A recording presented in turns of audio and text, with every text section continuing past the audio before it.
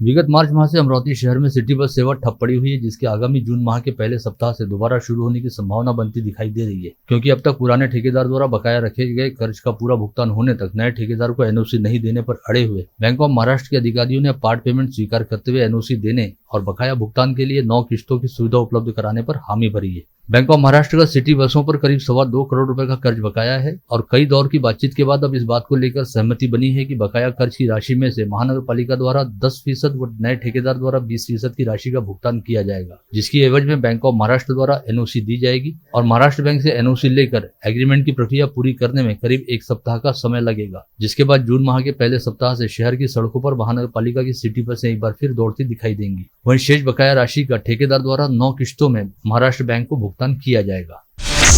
अति प्राचीन श्री क्षेत्र कौंडिन्यपुर से पंढरपुर जाने हेतु निकली माता रुक्मिणी की पालकी आज 26 मई को कौंडिन्यपुर से पैदल चलते हुए अमरावती पहुंची, जिसका यहां के बियानी चौक पर पूर्व पालक मंत्री व तिवसा निर्वाचन क्षेत्र की विधायक यशोमती ठाकुर के हाथों भावपूर्ण स्वागत होने के साथ ही पालकी पूजन हुआ। कौंडिन्यपुर से विगत 429 वर्षों से कौंडिन्यपुर से श्री क्षेत्र पंढरपुर के लिए पालकी ले जाने की अखंडित परंपरा चल रही है।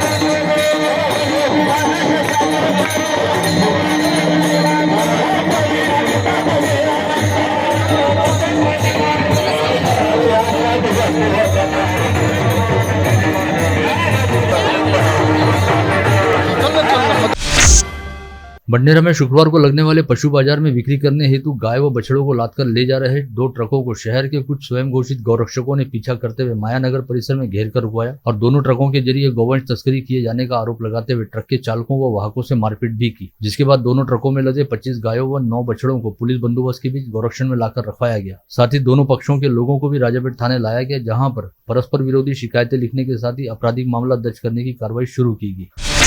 इस बारे में मंडल न्यूज को बेहद विश्वसनीय सूत्रों के जरिए मिली जानकारी के मुताबिक यह गौवंश तस्करी का मामला नहीं था, बल्कि शुक्रवार को लगने वाले बडनेरा के पशु बाजार में बिक्री हेतु इन जानवरों को उत्तर प्रदेश के फरीदाबाद से अमरावती लाया गया था। दोनों ट्रकों से बरामद हुए सभी मवेशी दुधारू हैं। हालांकि दोनों ट्रकों में तय क्षमता से अधिक जानवर लादे गए थे, ऐसे में यह ओवरलोडिंग का मामला जरूर बनता है। वहीं दूसरी ओर गौवंश तस्करी का संदेह जताते हुए ट्रक चालकों व वाहकों को रुकवाकर उनके साथ मारपीट की जाने की घटना को लेकर स्थानीय ट्रांसपोर्टरों एवं पशु बाजार के मवेशी व्यवसायियों में अच्छा खासा रोष देखा जा रहा है।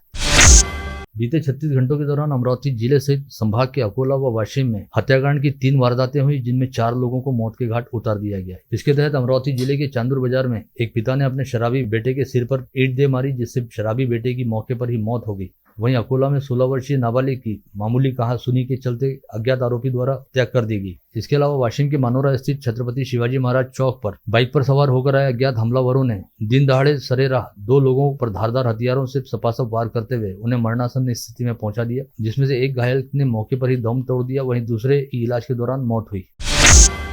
चांदूर बाजार के पास ही बेसखेड़ा गांव में आए दिन अपने माता पिता से शराब पीने के लिए पैसे मांगते हुए उनसे झगड़ा करने वाले ऋषभ पात्रे नामक 28 वर्षीय युवक पर उसके ही पिता सुनील पात्रे ने तैश में आकर सिर पर ईंट दे मारी, जिसकी वजह से उसकी मौत हो गई। बुधवार की रात घटित इस घटना को लेकर पूरे तहसील क्षेत्र में अच्छा खासा हड़कंप है। चांदूर बाजार पुलिस ने हत्या का मामला दर्ज करते हुए सुनील पात्रे नामक पिता को अपनी हिरासत में लिया है। अकोला शहर के कोतवाली अंतर्गत कमला नेहरू नगर में रोहन रंजीत सोलंकी नामक 16 वर्षीय नाबालिग किशोर की निर्ममता पूर्वक हत्या कर दी गई। पता चला है कि इस युवक की किसी बात को लेकर कुछ लोगों के साथ कहासुनी हो गई थी, जिसके बाद हत्या की इस वारदात को अंजाम दिया गया। अकोला पुलिस मामले की जांच कर रही है, वहीं हत्याकांड में शामिल आरोपी की तलाश शुरू कर दी गई है।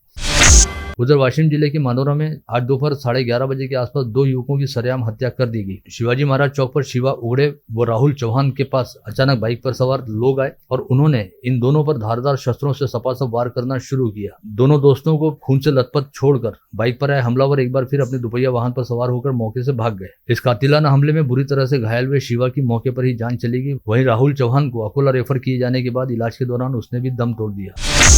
माहेश्वरी समाज के आराध्य श्री भगवान महेश के उत्पत्ति दिवस के उपलक्ष्य में आज शुक्रवार से महेश नवमी उत्सव का शुभारंभ हुआ। आज 26 मई की शाम 5 बजे माहेश्वरी पंचायत के सरपंच जगदीश कलंत्री की अध्यक्षता में अखिल भारतीय मानसोपचार संगठन के अध्यक्ष लक्ष्मीकांत राठी व अखिल भारतीय माहेश्वरी महासभा प्रोफेशनल सेल के संयोजक विलास चंद लड्ढा एवं सामाजिक कार्यकर्ता पुष्पा देवी कासट की प्रमुख उपस्थिति के बीच महेश नवमी उत्सव का शुभारंभ हुआ। 4 दिनों तक चलने वाले इस आयोजन में विभिन्न सांस्कृतिक, धार्मिक, रचनात्मक व स्पर्धात्मक कार्यक्रमों का आयोजन किया गया है। महाराष्ट्र राज्य प्राथमिक शिक्षा समिति द्वारा राज्य के शालेय शिक्षा मंत्री दीपक केसरकर को ज्ञापन सौंपते हुए कहा गया कि राज्य के सरकारी व अन्य कर्मचारियों एवं पेंशन धारकों को 7वां वेतन आयोग की बकाया रकम देय करने का आदेश राज्य के वित्त विभाग द्वारा जारी किया गया, लेकिन अब तक इसका लाभ राज्य के शिक्षकों को नहीं मिल रहा है। ऐसे में यदि जल्द ही 7वें वेतन आयोग की बकाया राशि का लाभ नहीं मिलता है तो महाराष्ट्र राज्य प्राथमिक शिक्षक समिति द्वारा राज्यव्यापी धरना प्रदर्शन आंदोलन किया जाएगा।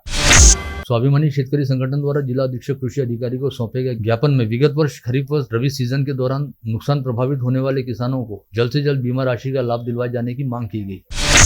अभिनव नवयुवक विद्यार्थी संगठन द्वारा जिलाधीश के जरिए राज्य के मुख्यमंत्री व गृहमंत्री के नाम सौंपे गए ज्ञापन में कहा गया कि विगत कुछ वर्षों से पुलिस अधिकारियों और कर्मचारियों पर आपराधिक तत्वों द्वारा हमला किए जाने के मामले बढ़ गए हैं। ऐसे में सभी पुलिस अधिकारियों और कर्मचारियों के यूनिफॉर्म पर बॉडी कैमरे लगाए जाने चाहिए। बोडगा में मनरेगा अंतर्गत सीमेंट रोड का निर्माण कार्य चलने के बावजूद गांव के लोगों को रोजगार नहीं देने वाले रोजगार सेवक को हटाने की मांग आज क्षेत्र के ग्रामीणों ने जिलाधीश कार्यालय पहुंचकर की और रोजगार गारंटी के उप जिलाधीश को निवेदन देकर गांव में दूसरा रोजगार सेवक नियुक्त करने की मांग उठाई।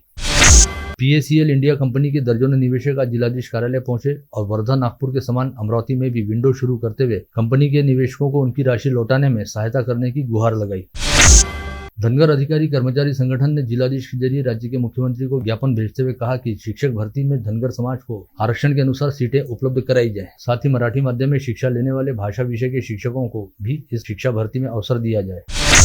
हनुमान व्यायाम प्रसारक मंडल के प्रधान सचिव पद्मश्री प्रभाकरराव वैद्य के जन्मदिवस अवसर पर आयोजित अभिष्ट चिंतन समारोह में भारत दर्शन की अनुभूति हुई और इस समारोह में पूर्व छात्र सम्मेलन संगठन की ओर से पद्मश्री प्रभाकरराव वैद्य का भव्य दिव्य सत्कार किया गया।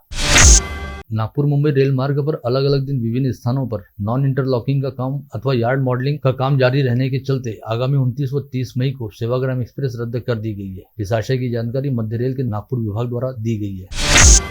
शहर पुलिस आयुक्त नवीन चंद्र रेड्डी ने आज नागपुर गेट पुलिस थाना व भातकुली पुलिस थाने को औचक भेंट देते हुए वहां चल रहे रूटीन कामकाज की समीक्षा की। साथ ही दोनों थाना प्रभारियों से कुछ संवेदनशील मामले को लेकर चर्चा भी की, ऐसी जानकारी है।